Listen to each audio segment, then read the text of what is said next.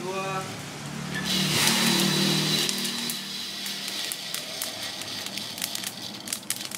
Biji kopi menjadi salah satu komoditas yang paling berharga di dunia. Biji yang sudah dipetik dipisahkan dari daging buahnya. Transformasi sebenarnya terjadi pada saat biji kopi dipanggang.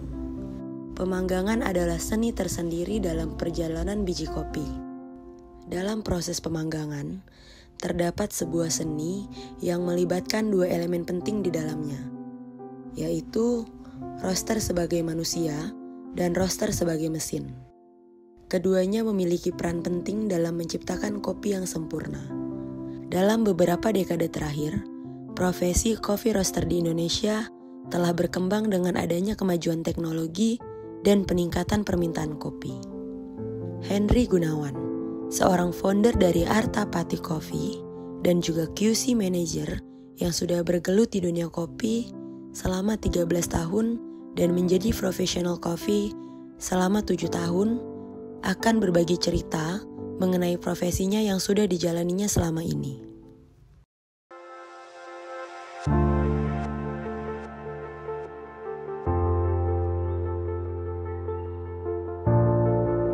Perkenalkan, nama saya Henry Gunawan, biasa dipanggil Kiting atau Om Kiting. Saya di dunia kopi sudah 13 tahun, dimana kalau untuk dunia roastery saya sudah sekitar 7 tahun. Masih baru tapi lumayan lah. Lalu apa saja yang saya kerjakan hari ini? Ya hari-hari saya merosting, menyeduh, juga meng-QC. Hari ini sebagai founder Artapati Coffee Roastery, saya juga menjadi QC Manager di salah satu perusahaan trading kopi. Dalam skema hulu hilir, roaster tuh sedikit dijelaskan begini. Berarti partnya kan begini. Di atas kita sebut hulu. Di sini ada farmer. Berikutnya farmer outputnya adalah buah cherry. Cherry kopi nanti akan masuk ke fase 2. Nah, ini part 2 ini adalah prosesor yang akan mengolah buah-buah tersebut menjadi biji kopi mentah. Maka setelah menjadi output biji kopi mentah, disinilah partnya roaster.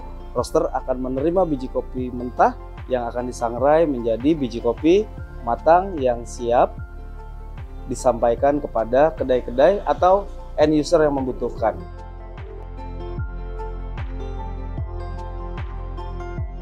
Seberapa penting esensi roaster di dalam dunia kopi? Menurut saya pribadi sangat cukup signifikan. Sederhananya adalah kopi mentah atau green bean, biji kopi mentah atau green bean yang baik itu harus mendapat perlakuan yang baik. Maka harapannya adalah bersentuhan, kopi tersebut bersentuhan dengan roaster yang punya kecakapan untuk mengekspos kopi itu menjadi layak seduh. Roaster yang baik dan benar ini cukup sudut pandangnya krusial. Menurut saya secara pribadi, roaster yang baik itu yang mengerti kebutuhan konsumennya. Jadi sudut pandangnya adalah dari sudut pandang konsumennya. Walaupun ketika ada sudut pandang konsumen yang tidak sesuai, maka sang roaster harus juga bisa memberikan suggest yang baik demi mempertahankan kebaikan kopi itu sendiri.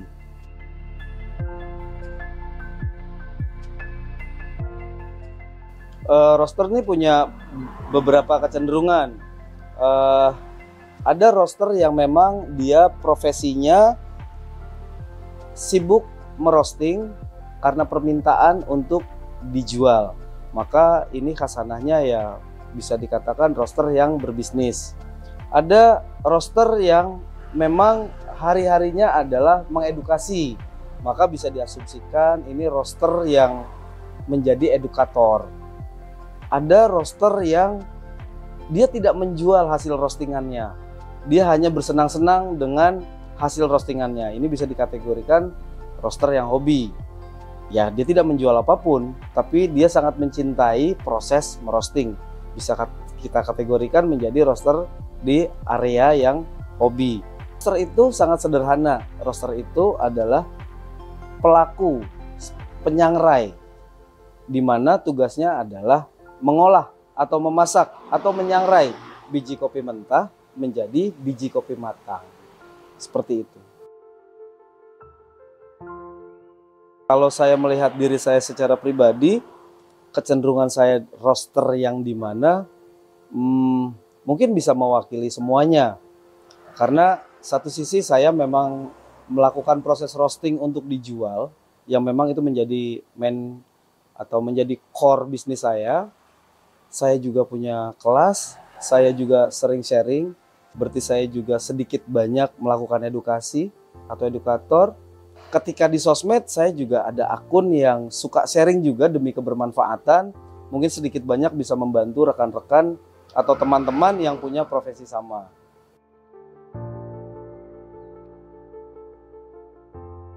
Eksperimen project percobaan atau mencoba cita rasa itu kalau di dunia kopi biasanya kita sebut public cupping. Public cupping itu apa? Public cupping itu kecenderungannya adalah kita menyajikan untuk masyarakat luas, umum, baik dia pelaku kopi maupun tidak pelaku kopi, itu kita memberikan experience terhadap cita rasa kopi-kopi yang memang kita hadirkan. Itu beberapa kali saya lakukan dan memang saya menjadi lead cuppingnya.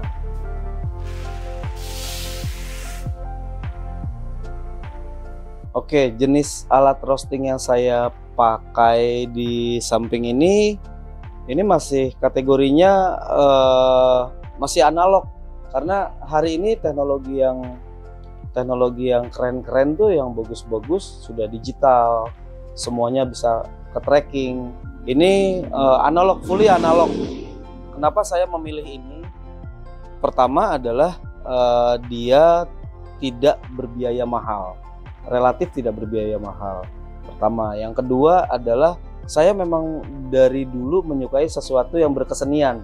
Analog itu lebih harus hati-hati karena kerumitannya lebih. Menurut saya kerumitannya menjadi lebih ketika angka-angka di jarum-jarum analog penentu derajat dan yang lainnya tidak fix seperti alat-alat yang sudah modern atau digital. Balik lagi, ini bukan masalah alat ini menunjukkan seberapa hebat roasternya, bukan. Tapi secara pribadi saya sangat menyukai alat-alat yang cukup, katakanlah, menantang buat saya. Secara umum ada dua jenis alat sangrai. Alat sangrai pendahulu kita sebut alat sangrai tradisional.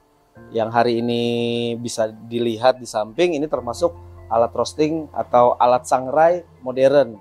Nah, alat sangrai tradisional itu adalah alat-alat para sepuh kita, pendahulu kita, kultur kita.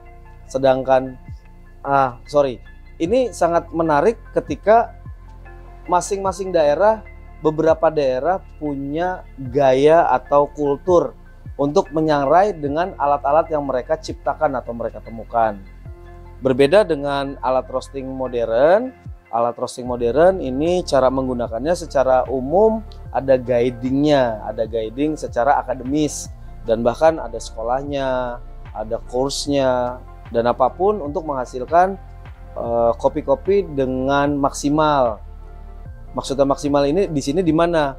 Alat sangrai modern itu lebih terukur, lebih bisa direkam, maka bisa diulangi, bisa diwakilkan, kepentingannya di sana. Nah, lalu apakah karakter kopi di alat sangrai modern dan alat sangrai tradisional ini sama?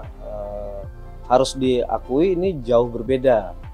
Tadi yang sudah saya sampaikan bahwa ketika kita pakai alat yang modern, maka akan lebih terukur, lebih mudah diulangi, mudah tercatat. Maka untuk bisnis yang bulky itu cukup membantu buat industri. Nah, sedangkan kalau yang saya alami sendiri dan saya coba lakukan, pengalaman saya di alat sangrai tradisional itu betul-betul berkesenian. Itu sulit diwakilkan, itu sulit dicatatkan. Maka bahasa konsisten dan presisi itu sulit dihadirkan. Nah, ketika tidak presisi, ketika tidak konsisten, apakah itu menjadi baik? Kembali, saya harus juga mengingatkan teman-teman semua, ini bukan masalah kita tinjau dari baik atau buruk dan kita layak mengkomparasi ini. Tapi ada baiknya kita coba melihat sebuah historikal tanpa alat-alat ini, tanpa adanya para leluhur kita yang modern ini juga belum tentu hadir. Nah, akhirnya kita tidak sibuk memperdebatkan outputnya, tapi lebih asik untuk melihat karakter-karakter dan rasa-rasa yang tercipta dari dua jenis alat sangrai yang menurut saya ini menjadi warna, karakteristik yang penting kita pahami, kita rasakan, kita rekam, dan menjadi good experience. Bagaimana ketika di dalam urgensi atau deadline, ada pekerjaan yang cukup banyak, tiba-tiba mesin rusak. Hari ini cukup mudah.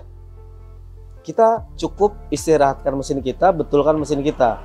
Jangan berhenti merosting. Lalu apa yang kita lakukan? Skip, geser tempat. Hari ini banyak sekali teman-teman yang membuka co-roasting. Kita bisa serahkan biji kopi kita untuk di roasting oleh mereka, atau kalau kita tidak rela untuk mereka yang merosting, maka kita yang merosting. Itu juga bisa dilakukan. Hari ini sangat mudah. Banyak jasa-jasa co-roasting. Maka teman-teman yang mungkin jalan-jalan atau ke daerah yang penghasil biji kopi mentah, nggak ada salahnya kalau memang suka ngopi, untuk biji kopi mentahnya dibeli, maka tinggal ke co-roasting, minta disangrai dengan jasanya. Akhirnya experience kita melihat itu bisa menambah kecintaan kita sama kopi itu sendiri. Salah satu isu di dunia perkopian yang sedang marak saat ini adalah munculnya istilah pendekar kopi. Istilah pendekar kopi mengacu pada seorang individu yang mengaku sebagai ahli atau expert di bidang kopi, tapi sebenarnya tidak memiliki pengetahuan yang mendalam tentang kopi. Mereka biasanya hanya memiliki atau kenal dengan beberapa owner atau barista dan mengaku sebagai ahli hanya karena memiliki beberapa pengetahuan dasar tentang kopi.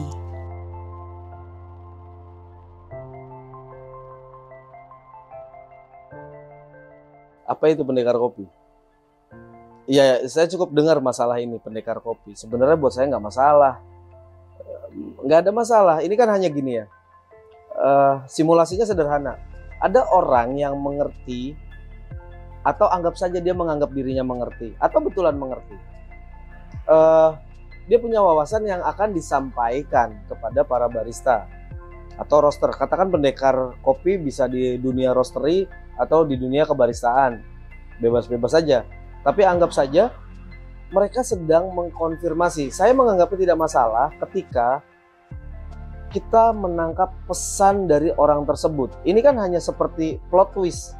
Contohnya gini, kalau saya ditanya tamu saya tidak bisa menjawab, maka saya marah, maka saya benci, dan seolah saya memframing bahwa dia adalah pendekar. Padahal kan sejatinya saya yang sedang tidak mampu menjawab pertanyaan orang tersebut. Nah, maka saya tidak pernah merasa ada yang namanya pendekar kopi. Yang baik lalu gimana? Loh, kalau misalnya kita tidak paham, tidak mengerti tentang sebuah pertanyaan, mungkin kita tinggal dengan sederhana bilang, lalu jawabannya apa? Saya tidak paham. Boleh saya diajarkan? Apa salahnya sih kalau kita tidak tahu? Nah, ini kan hanya masalah ego. Pendekar kopi ini hanya masalah ego kerdil lah. Padahal kalau kita mau mengedepankan semangat diskusinya, itu luas banget. Kita nggak pernah paham, yang kita anggap pendekar, ternyata orang ini punya banyak wawasan. Atau, yang orang ini merasa punya banyak wawasan, tamu saya misalnya, tiba-tiba begitu diskusi sama saya lebih tahu. Nah, berarti kan bisa match kan, bisa ngobrol kan. Ini bukan masalah deny, bukan masalah adu ilmu, bukan. Tapi semangat dan spiritnya adalah memajukan kopi. Pahami baik-baik, buat saya, Yang paling menarik dari kopi adalah diskusinya, bukan tentang egonya. Itu yang paling penting. Hari ini roastery baru banyak bertumbuh. Kalau menurut pandangan saya ya luar biasa. Saya menyimpulkan atau menganalisanya sederhana bahwa ternyata dunia kopi hari ini sangat bertumbuh, sangat berkembang. Banyak orang-orang yang mencintai profesi ini. Akhirnya bisnisnya bisa makin maju dengan tumbuhnya roastery. Maka logik sederhana adalah kedai-kedai makin banyak. Nah, ketika kedai-kedai makin banyak, roastery makin banyak, yang terpenting buat saya adalah harapannya income per kapita ngopi di Indonesia itu akan semakin tinggi. Ketika itu semakin tinggi, maka kita bisa menjadi tuan rumah pengopi yang baik. Karena hari ini kopi-kopi kita dicintai di luar negeri sana.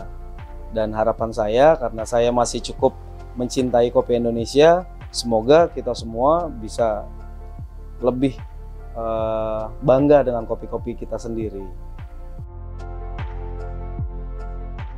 Pesan untuk roaster, mungkin tepatnya pesan untuk roaster muda, karena biar bagaimanapun saya punya banyak mentor-mentor atau sepuh-sepuh saya yang harus saya hormati. Maka pesan saya untuk yang muda ya. Nah, sebenarnya sederhana, ini hanya masalah kemauan.